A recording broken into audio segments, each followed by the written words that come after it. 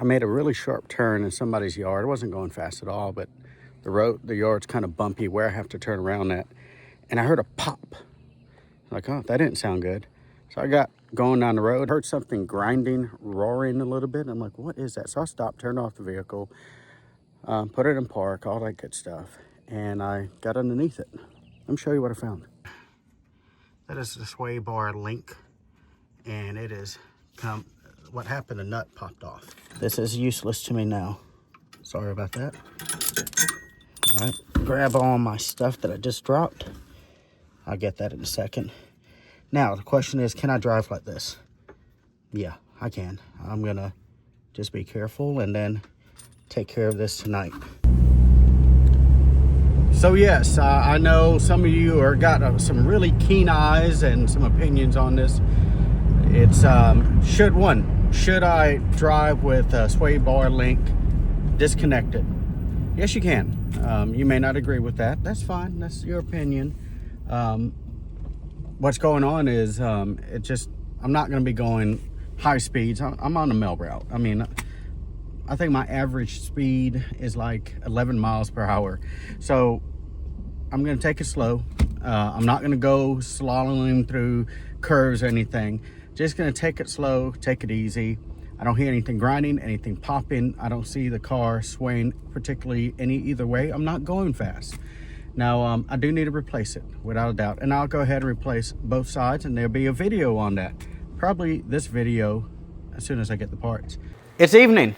Made it perfectly fine off the route. Even got up to some high speeds, but everything's fine. So I stopped by the auto parts store and got a new sway bar link. Now this is a little bit different than the original. The original will have a threaded stud on each side, but the aftermarket and all the replacements, the ones you can get, will just have a single bolt. So this is how it looks all together. Now let me take this apart, and it looks like a bunch of tiny little pieces, and it is, but it'll make sense. So it's just a bolt.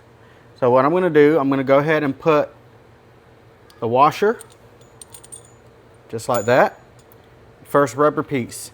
And that will go right through this part right here. So it's gonna take some wiggling to get under there.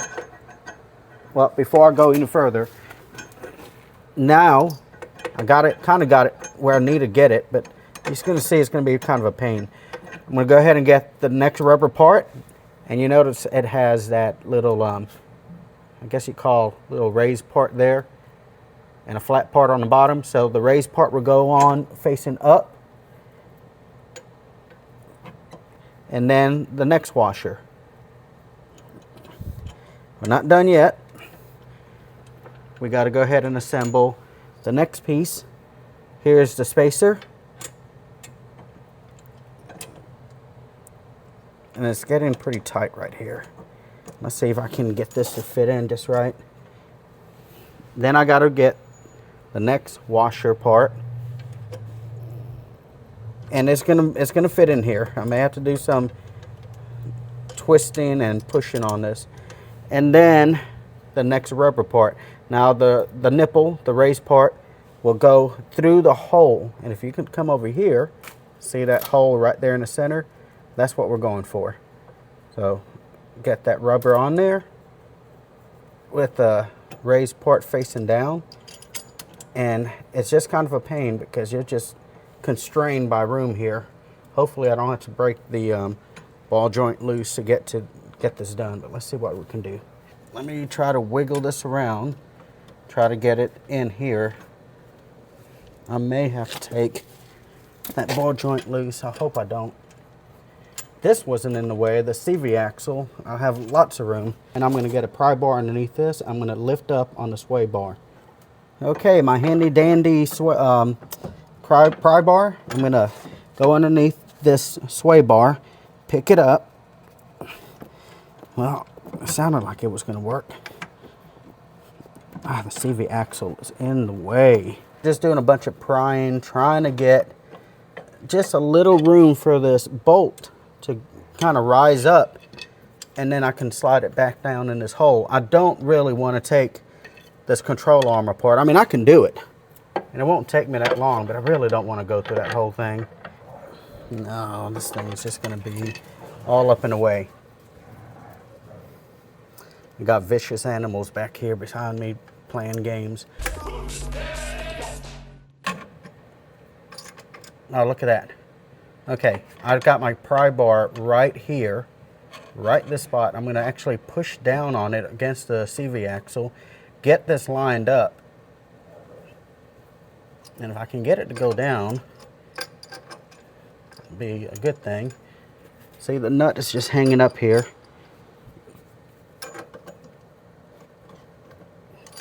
Okay. All right. I'm still going to have a hard time getting that in there, but let's see what I can do here. Okay, so this goes all the way up. This is the original 2 pieces.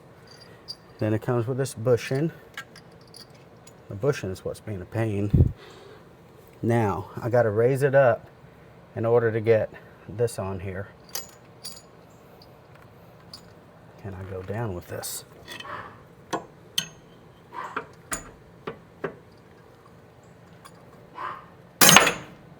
Yeah. Okay, found another way to do this. Okay, so what I'm going to do, I'm going to go ahead and put the rubber back on here. It's just going to take trial and error to get this. It's not like I change these out all the time. Okay, again, I'm just trying to get, oops, almost did that wrong. All right, this goes here. This rubber piece goes below it. And I think I found a way to do this.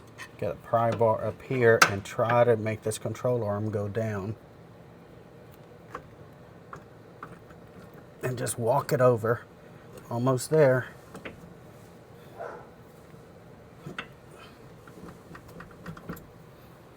It is so almost there. Get over there. The easiest way would be to go ahead and just take apart this ball joint, but I'm going to be hard-headed about it. So y'all understand what I'm struggling with. The CV axle is just all up in the way. And so I don't want to take all of this apart just to do this. So I'm fighting it in order to just get this in here. I don't want to make this into a, 45, 2-hour job, whatever. So I'm going to push here at the bottom and I'm going to tap. I'm going to see if I can't get this in.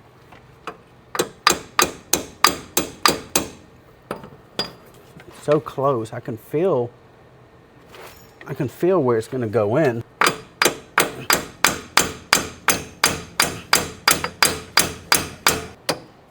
Good hit, good hit. Keep going. Coming through.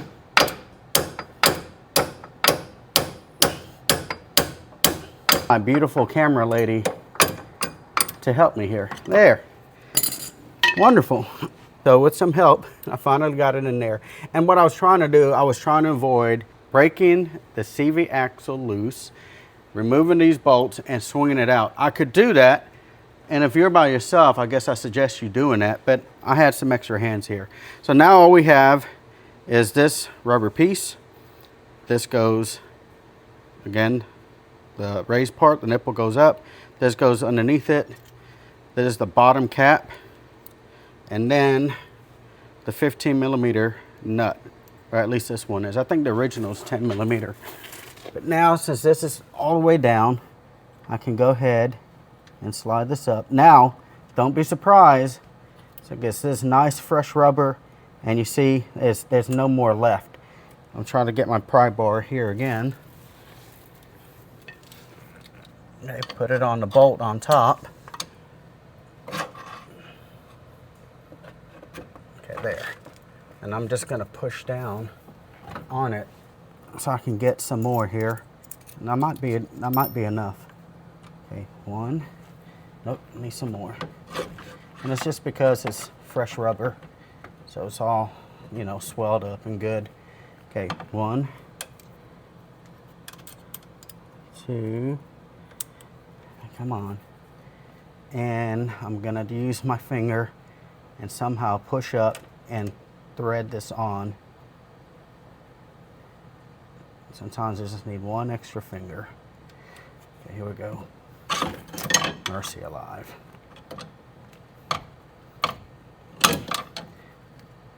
Okay, come on, bite. It's biting. Good. Now it's a 15 millimeter, and I just make sure I got this turning the right way. I do. And let's see. Actually, let me use a socket there, the wrench on the top.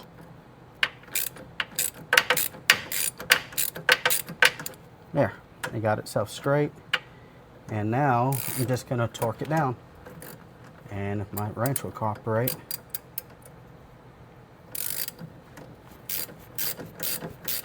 And you're gonna wanna just torque this down as tight as you can get it.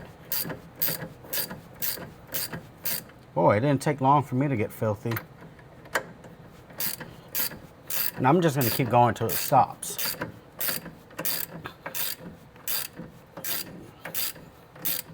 It's almost there.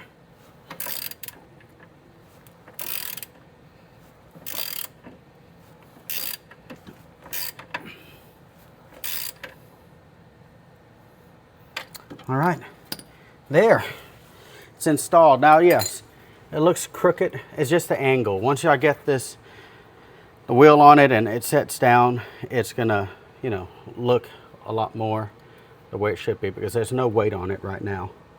But yeah, there you have it. So the sway bar link, I got one last time. I probably didn't tighten it enough, all right? And, or maybe I just got the cheapest one I can possibly get. Spend a little extra, get something that's, you know, pretty good quality, and then install it. Now, this could have been done, I guess, without me fighting it so much. If I went ahead and just, you know, broke these nuts here loose, pulled the steering knuckle out, but that is a lot of work. And then you run the risk, well, you're gonna have to get it realigned. I didn't want to have to deal with that. So I had an extra set of hands, a pry bar, a hammer to tap it down, and you saw me put it in there. Mailman Mechanic, see you at the mailbox.